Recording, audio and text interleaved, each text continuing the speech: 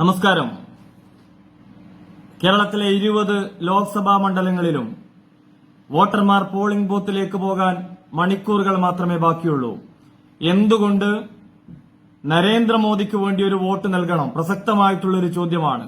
പ്രബുദ്ധ കേരളത്തിന്റെ മുന്നിൽ കഴിഞ്ഞ 10 വർഷക്കാലം ഈ രാജ്യം കണ്ട ഏറ്റവും വലിയ വികസന പ്രവർത്തനങ്ങളിൽ ചിലത് നമുക്ക് പരിശോധിക്കാം.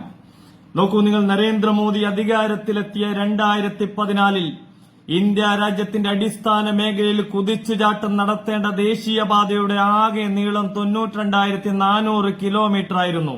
10 കൊല്ലം നരേന്ദ്രമോദി അധികാരത്തിലിരുന്ന ഇന്ത്യ രാജ്യത്ത് ഇന്ന് 1,54,000 കിലോമീറ്റർ ദേശീയപാതയുണ്ട്. എന്ന് പറഞ്ഞാൽ 67 കൊല്ലം കൊണ്ട് 92,400 കിലോമീറ്റർ ദേശീയപാത നിർമ്മിച്ച രാജ്യത്ത് കേവലം 10 കൊല്ലം കൊണ്ട് 62,000 കിലോമീറ്റർ ദേശീയപാത നിർമ്മിച്ചു. പ്രിയപ്പെട്ടവരെ, 3,75,000 കിലോമീറ്റർ ഗ്രാമീണ റോഡുകൾ നിർമ്മിച്ചു. ഒരു ദിവസം 69 കിലോമീറ്റർ മാത്രം നിർമ്മിച്ച ഗ്രാമീണ റോഡുകൾ ഇന്ന് ഒരു ദിവസം 134 കിലോമീറ്റർ നിർമ്മിക്കുമ്പോൾ 2014 ഒരു ദിവസം 12 കിലോമീറ്റർ മാത്രം നിർമ്മിച്ച ദേശീയപാത ഇന്ന് ഒരു ദിവസം 37 കിലോമീറ്റർ നിർമ്മിക്കുന്നു. ഒരു ദിവസം 4.3 കിലോമീറ്റർ മാത്രം നിർമ്മിച്ച റെയിൽവേ ഇന്ന് 7 കിലോമീറ്റർ ഒരു ദിവസം നിർമ്മിക്കുന്നു.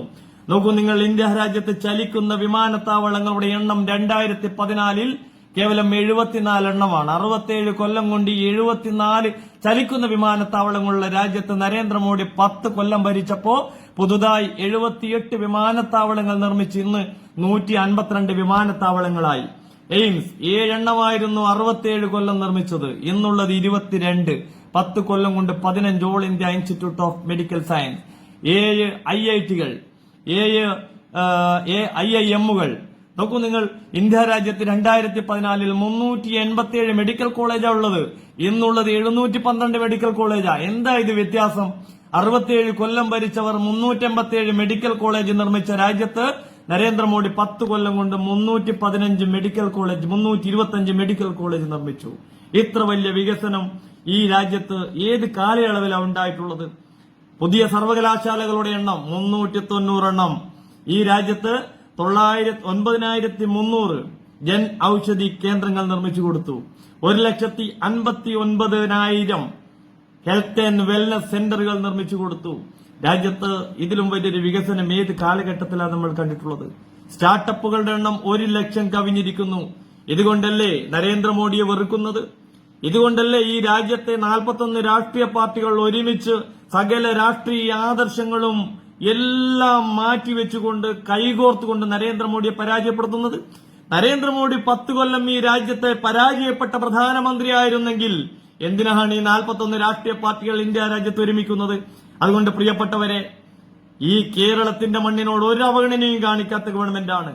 78,000 കോടി രൂപയുടെ 6 വരി പാത നിർമ്മാണം നടക്കുമ്പോൾ ഈ പിണറായി വിജയന്റെ പങ്ക് അതിൽ സ്ഥലം ഏറ്റെടുക്കാനുള്ള 25,000 കോടിയിൽ കേവലം 5,000 കോടി രൂപ മാത്രമാണ്. ഇതാണ് ഈ കേരളത്തിൽ ഈ ഇവരൊക്കെ കാണിക്കുന്ന രാഷ്ട്രീയ സമീപനം. അതുകൊണ്ട് അപേക്ഷിക്കുകയാണ്, ഈ അവസാന നിമിഷം നിങ്ങൾക്ക് ഈ രാജ്യത്തെ വികസനത്തിനൊരു വോട്ട് കൊടുക്കണം. കേരളത്തിൽ ഒരു ജനപ്രതിനിധിയെ തിരഞ്ഞെടുത്ത്, ഈ കേരളത്തിൽ ഒരു ജനപ്രതിനിധിയും ഇല്ലാത്ത കാലത്ത് ഇത്ര വികസനമാണെങ്കിൽ തിരഞ്ഞെടുക്കപ്പെട്ട ഒരു MP-യെ കൊടുത്താൽ, ഒന്നിലധികം MP-മാരെ കൊടുത്താൽ കേരളത്തിൽ വികസനത്തിന്റെ പുണ്യഭൂമിയായി മാറും. അതിന് നിങ്ങൾ എല്ലാവരും NDA സ്ഥാനാർത്ഥികളെ വിജയിപ്പിക്കണമെന്ന് ഒരിക്കൽ കൂടി അഭ്യർത്ഥിക്കുകയാണ്.